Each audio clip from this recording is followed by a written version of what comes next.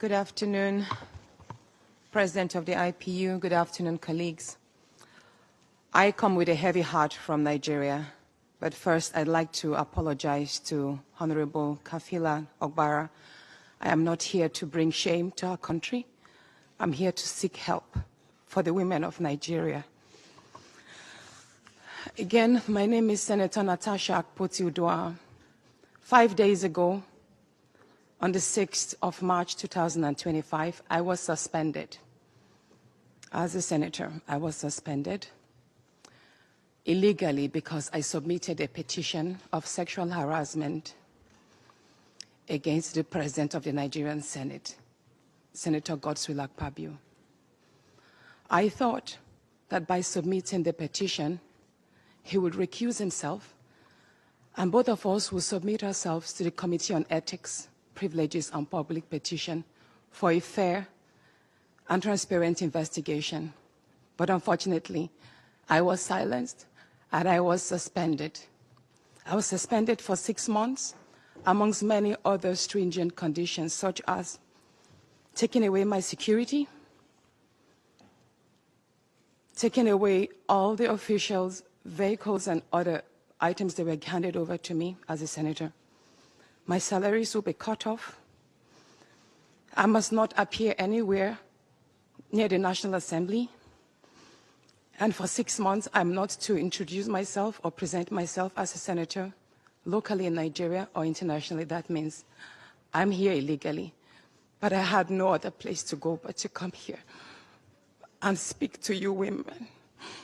Because this is a bigger picture.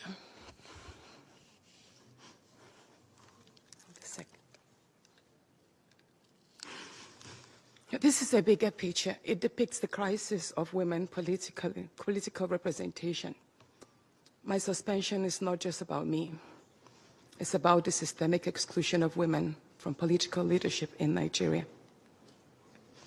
Women make up 3.6% of political offices, and in the Senate, it's just 2.8. We have 109 men, and only 4 of us are women. So right now, it's 108 with only 3 women. This is a clear case of political victimization, punishment for speaking out against impunity, corruption, and gender-based violence. The United Nations Declaration 48-104 declares sexual harassment as a form of gender violence. The Senate's actions are an assault on democracy. I was elected by my constituents to represent them. Yet a few powerful men have unilaterally decided to silence their voices by suspending me for 6 months. My call for an open and transparent investigation into harassment allegations have been met with hostility instead of accountability. If a female senator can be treated this way in the full view of the world, imagine what ordinary Nigerian women will go through every day in workplaces, in universities, and other aspects of our society. A culture of harassment and silencing must end. And this is not just a Nigerian issue. It is a global one. Women in politics, media, and businesses face threats, intimidation, and violence for simply demanding fairness. From sex for grades scandals in universities to harassment in workplaces and political spaces, Nigerian women have constantly been forced into silence. We need stronger legal protections and a zero culture tolerance for gender-based discrimination and intimidation. My call to the international community is such that the world must not stay silent as democracy and women's rights are rolled back in Nigeria. I call on human rights organizations, women movements, and democratic institutions to hold the Nigerian Senate accountable. Nigeria needs global partners to push for women's political inclusion, safety, and protection from political harassment. You may ask, what are my next steps? I will resist the political intimidation.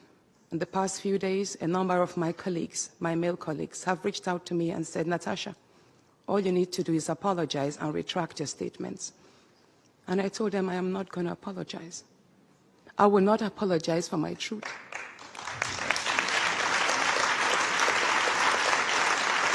Thank you. Thank you. And I told them that I will stand the 6-month suspension, and the very first day I return, I will represent my petition on sexual harassment. And I will continue doing so until there is a fair and transparent investigation. I will fight, thank you. I will fight this injustice and continue to represent my constituents, whether the Senate wants to hear me or not. I will work with women's group, civil society, and legal teams to ensure that this unconstitutional suspension is quashed. This is bigger than me. This is about ensuring that no other woman in politics or public office will ever be silenced again. Thank you so much.